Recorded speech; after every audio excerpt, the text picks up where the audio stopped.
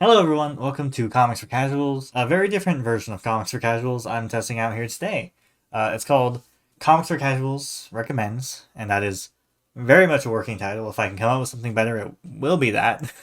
Basically, the idea behind this is I want to personally recommend some of my favorite comics, or comic books I've read, series, storylines, whatever, and do it in a way that kind of lets you know what you need to know about them beforehand and kind of gives you an idea of how new reader friendly they are. Please make sure to let me know down below what you think of this and this concept and the idea, and if I should keep making these. I'm not going to stop making the other kind. In fact, I'm kind of working on one right now about various weird versions of Spider-Man. Let's just get into it. We're going to start today with DC Comics, because that's kind of my bread and butter and the ones I know the most about. So it felt like a good place to start. And on that note, let's start with the Justice League. You know, the DC equivalent of the Avengers, but better in my opinion. This is Justice League Origins. It's the first volume of the. It doesn't matter. It's the first volume of the Justice League series that started in 2011 when the whole DC universe was rebooted into the New 52. The art is done by the great Jim Lee, who is a very famous comic artist, and he's been doing it for years. He's a big name at DC these days. The story is by Jeff Johns, and it's a really straightforward aliens invade Earth, Justice League gather to stop them type deal. Which, you know, classic, straightforward, but still good. The invading alien force is none other than Darkseid, which is, for those not to know, DC's equivalent of Thanos. But again, better. And that time, I do mean it. He's better than Thanos. So yeah, it introduces him, his whole deal, his quest for the anti-life equation, and his homeworld of Apocalypse, which is just kind of a good thing to know when you want to read DC Comics, because it kind of just pops up every once in a while. And it's, the whole Fourth World and New Gods thing is a little bit confusing, so this is a nice entry point into that. It also is the first time, I'm pretty sure, Cyborg has been featured as a founding member of the Justice League, which is probably a little weird for people who just remember him from like the early 2000s Teen Titan cartoon show. This is not that version. It goes through his whole origin and his connections to Apocalypse, which is really important. Basically, he was created by Apocalypse technology. Nailed it. And that's important for one of the things I'm going to talk about later. Doesn't matter right now, but it's good to know. Like I said, this is the first volume in this series. If you read it and you really like it and you want to keep reading the series, I do recommend most of it. After volume 3, things get a little weird and convoluted with the Trinity War thing, and then there's the Darkseid War at some point.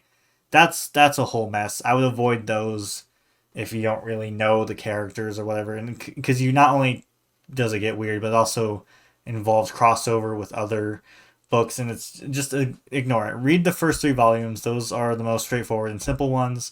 The third one is literally just the Aquaman movie, that storyline, but with the Justice League also there. If you want to do the high school, I'm not going to read this book, but I'm going to watch the movie thing, you can watch the animated version of this movie. There's that. It's called Justice League War. It's pretty good.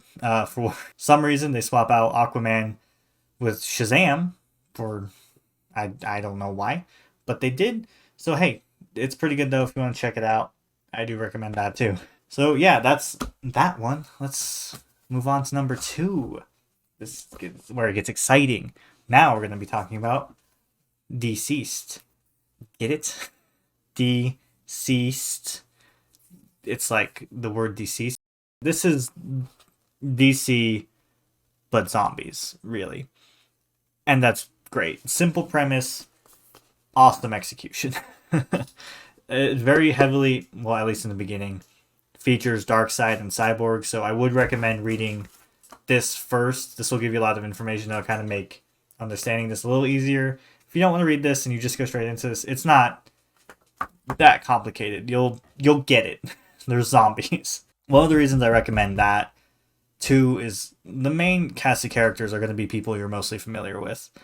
I think, for the most part, every main Justice League member you see in this has appeared in some kind of live-action movie at some point, except for Green Arrow.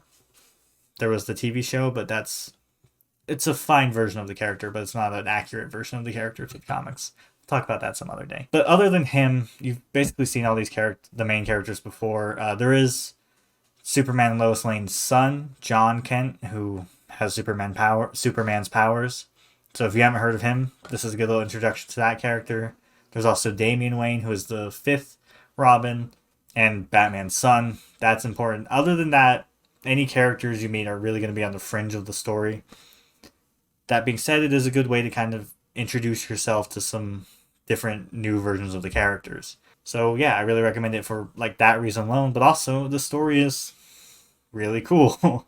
Obviously, kind of dark since it's zombies, and people die. Main characters die. It's not a lighthearted story. That's not to say this is without hope, but just read it yourself. You'll know what I'm talking about. It does take place outside of the main continuity of the DC universe, so everything that happens here is kind of its own thing. It's written by the fantastic Tom Taylor, who's one of my current favorite writers.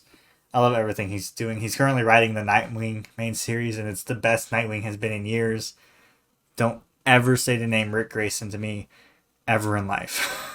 I love Tom Taylor. He wrote the Injustice comic tie-in for the video game, which is awesome. It kind of falls in line with like being a darker version, but it's really good. He wrote all new Wolverine. He's done some Spider-Man stuff. He's great. I love him. So I would recommend it simply on that alone. It also has some sequels and sidequels. It does have a direct sequel called Dead Planet. It has a spin-off called The Unkillables, and a sidequel that kind of runs along the main story called The World. Yeah, this one doesn't have an animated movie, but it would not surprise me if we do get one eventually. So, in the next few years, I'm sure DC will crank out a version of this because it did really well. Next up, we're going to talk about one of my all-time favorite characters, the Batman, with this solo Batman story, Batman White Knight. And by solo Batman story, I mean it's only Batman characters in its own little world, kind of like the Dark Knight movies or the Byrne movies. No other superheroes exist. It's just Batman and his characters. It's also set outside of main continuity. It has its own continuity, which does kind of play around with some of the established continuity in interesting ways. I'll get to that in a second. And so that makes it pretty new reader friendly. You don't really have to, it doesn't connect to anything else, so it's pretty easy to just pick up and enjoy. Premise of the book is, what if Joker turned sane and was good? So I don't want to spoil anything, but it's really good, and if you love Batman, it's a really interesting take, and it provides some really fascinating perspectives and critiques of Batman in really interesting ways. Like I said, it does change the Batman continuity in not like any kind of major way, I don't think. Dick Grayson isn't the first Robin, he's the second Robin. He's normally the first one. It doesn't matter. It's small stuff, and it works in the world designed and made here. One of the reasons I love this book, and I feel like it was written by someone who really truly loves and understands Batman, and can kind of take like a more like different approach to the character and the worlds. Sean Murphy writes and does the art for it, which is great because his character designs are awesome. His version of Batgirl is probably my hands down favorite Batgirl costume. So like the art's fantastic, the story's really interesting and provocative in some very cool ways. He started to build off of this book. He's released a sequel.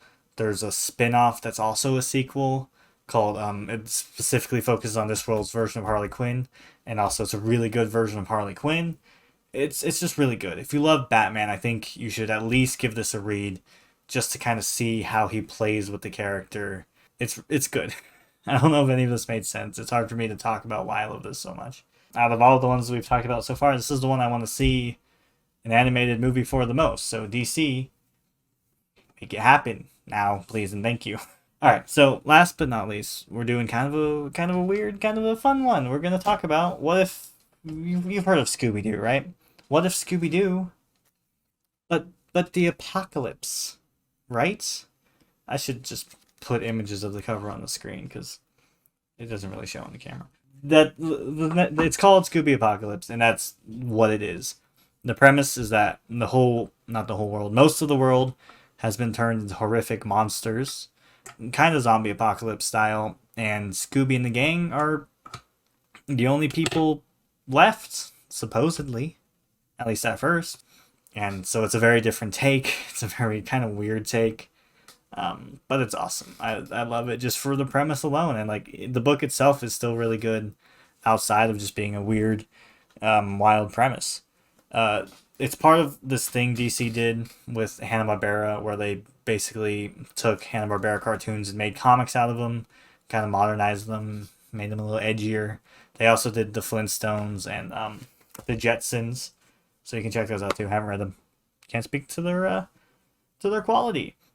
It is a completed series, so you can read the whole thing beginning to end. I haven't read the whole thing, so I don't know if it's good. I do think the first 2 volumes are really good and fun. So, yeah, I at least recommend those ones. It's actually surprisingly faithful to Scooby-Doo, and the characters still feel like the characters, despite the very unusual and kind of more edgy adult premise. So, yeah, if you like Scooby-Doo, you'll get a kick out of this. It's just at least check out the first volume and just see how nuts it is and how weird it is. It's fun. I don't see this ever getting adapted into an animated movie, but that'd be awesome.